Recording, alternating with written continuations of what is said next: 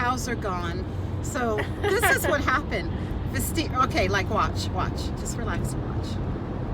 See? The brake.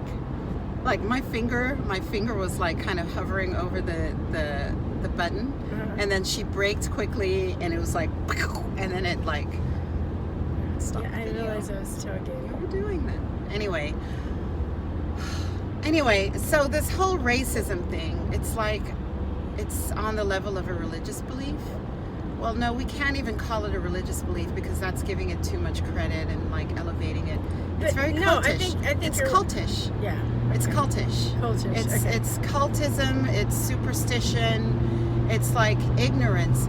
If you live your entire life in a city and you're not exposed to, you don't go off into the country and spend time in the country, then it's very easy to believe that people in the country are the way that they were like 50 years or 60 years ago, because that's the information that you're being fed, and that's what everybody around you believes and agrees on. And yes, every now and again there are these like really horrible racist incidents, but think about it, like everybody has that in them though. Everybody has the ability to be that racist, and when you're to the point where you're just gonna kill somebody because of how they look, that's psychopathy. That's not even. Yeah, that's psychology. You're a psychopath. You're a sociopath. You're a psychopath who wants to kill somebody, and then you'll say you're racist to give a legitimate excuse, but you just simply enjoy killing somebody.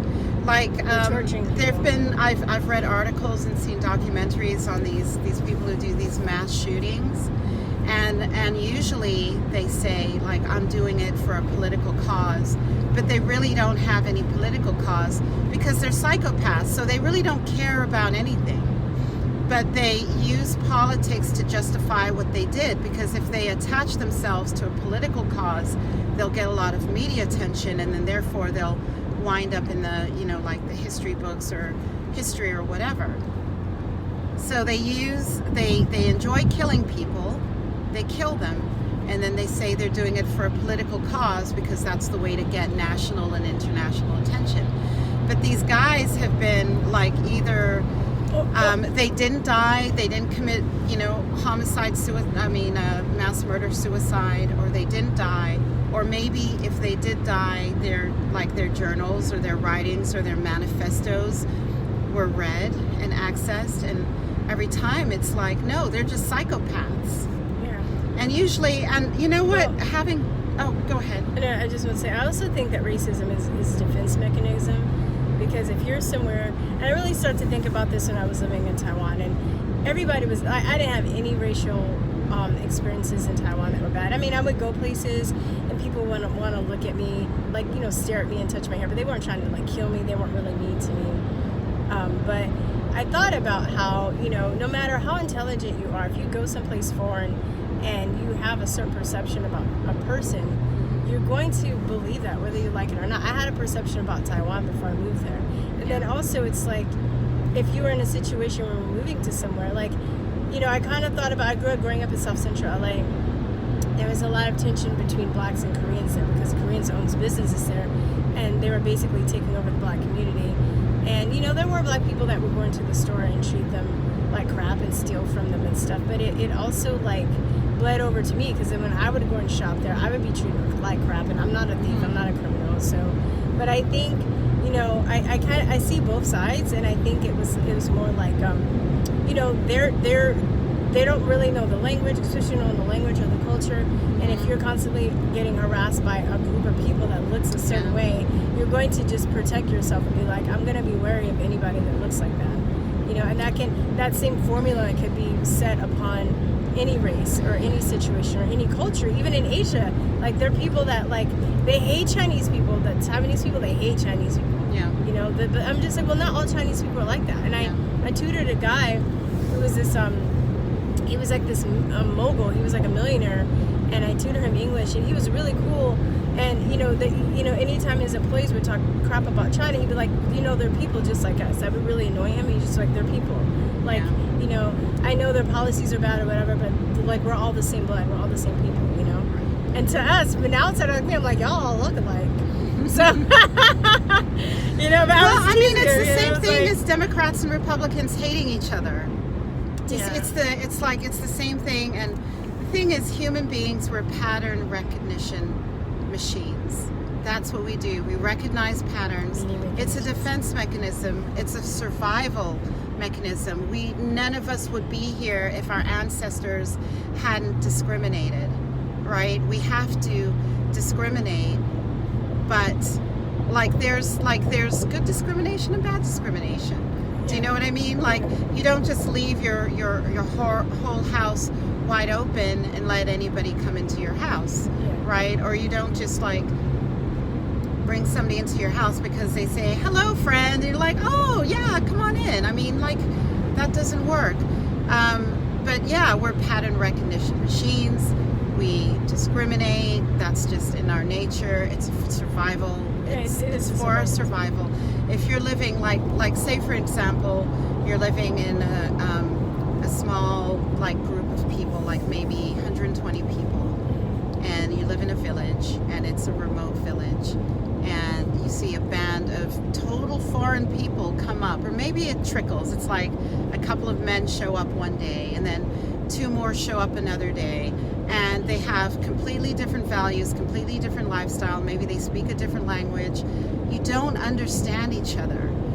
You cannot afford to just let them in. You don't know who they are or what their intentions are towards you. Yeah. Do you know what I mean?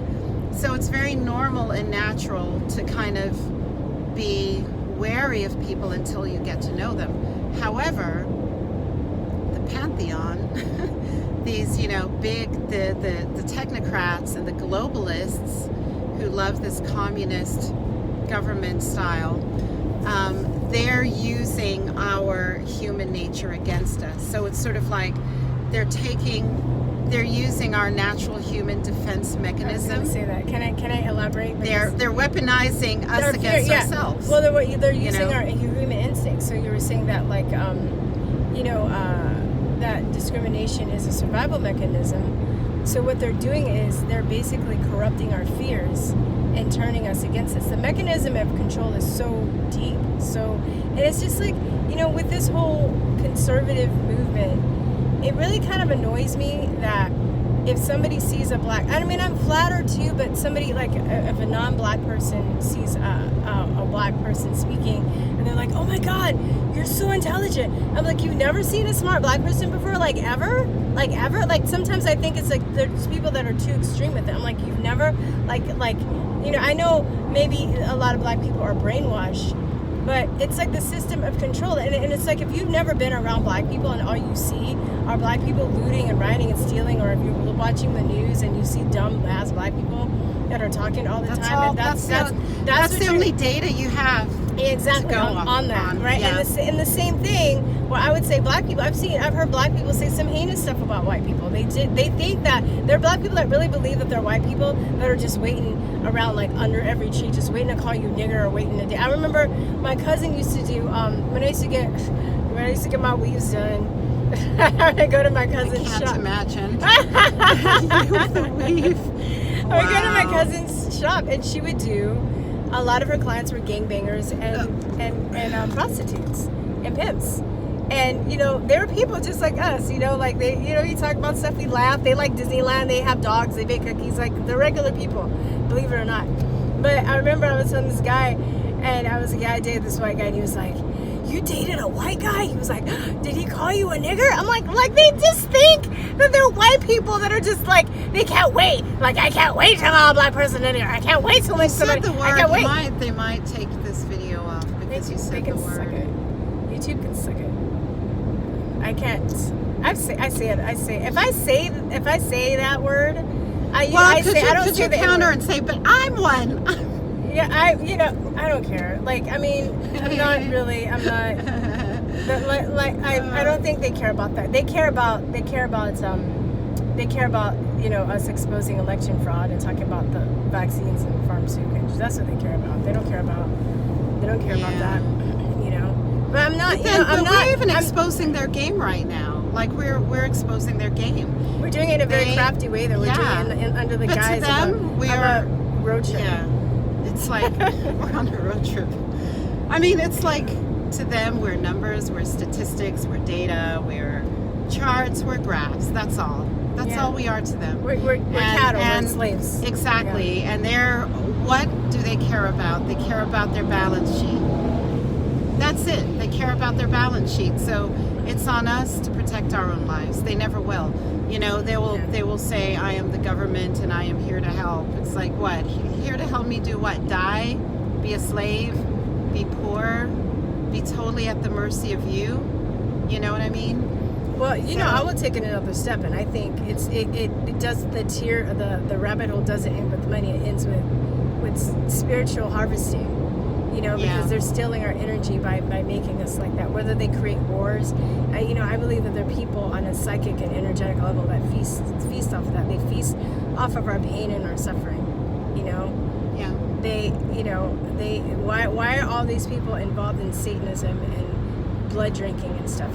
If it was just about money, maybe I think there are different tiers. I think there are people that want that money and that want that power, and they do it for that. But then they also maybe they get sucked in with the Satanism and stuff. But there are other entities that they're being corrupted by that's making them do this stuff. You know. Yeah, Some and the people are thing, hardcore than and others, they're in a fear state. You know, like, I don't even want to think about that stuff right now.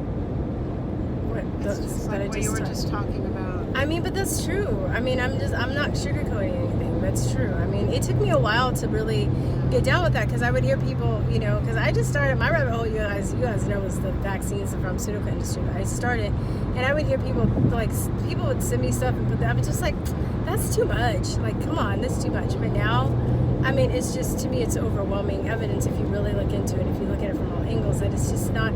Because also too, when I started researching, I was just like, wow, these guys make so much money. Wow, the pharmaceutical lobby is so much bigger than the oil lobby. Wow, like they're making trillions or billions and billions of dollars each year. Like, how much money is enough for them? Oh wow, maybe it's more than money. It's about, maybe it's not just about money, you know, because you know, I truly believe that. So I don't care if people think that I'm crazy, but you know, why? You know, they compromise people, they blackmail people through some of this stuff, and they also, the people that like it and they get off it. And I also think that, just like, you know, what is that saying that says one of the greatest tricks the devil pulled was